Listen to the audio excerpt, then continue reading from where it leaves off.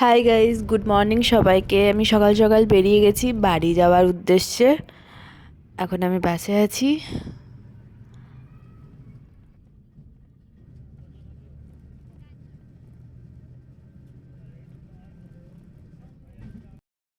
আমি বাস থেকে নেমে গেছি। বাস স্ট্যান্ড থেকে এবার বাড়ি যাচ্ছি। বাড়ি ফিরে গেছি আমি। এবার ফ্রেশ হয়ে তোমাদের সামনে আসছি।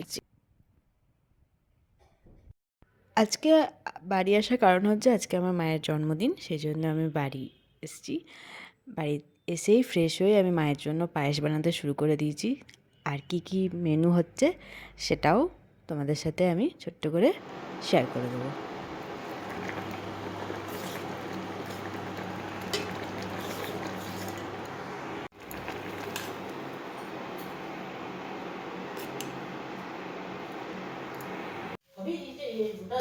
মামনি, আমি ভাবলাম আমি ভাজাভুজি করতে শুরু করে দিয়েছি। কিছু কিছু রান্না মা করে রেখেছে, যেহেতু আমি আসবো তারপর সব করতে অনেকটা লেট হয়ে যেত, সেই জন্য আমি পনির তরকারি, ফ্রায়েড রাইস, চিকেন আর দু একটা ভাজা আমি করেছি। আমার মা কিন্তু চিকেন খায় না, চিকেনটা আমার জন্য।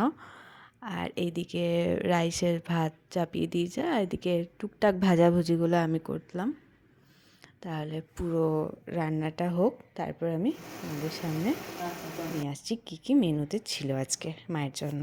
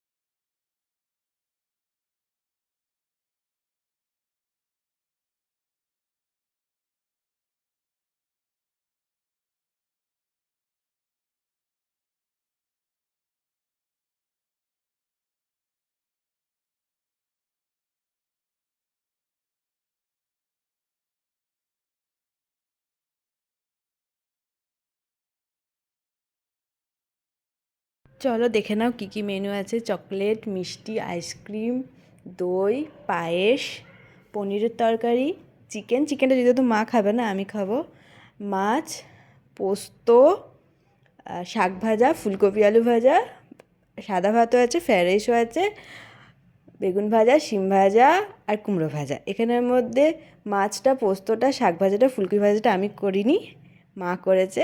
আর বাদবাকি তিনটা আইটেম আমি করেছি। সন্ধ্যাবেলাতে মায়ের জন্য ছোট্ট একটা কেক নিয়ে আমি আর মা ঘরোয়াভাবে একটু কেক কাটিং করেছি।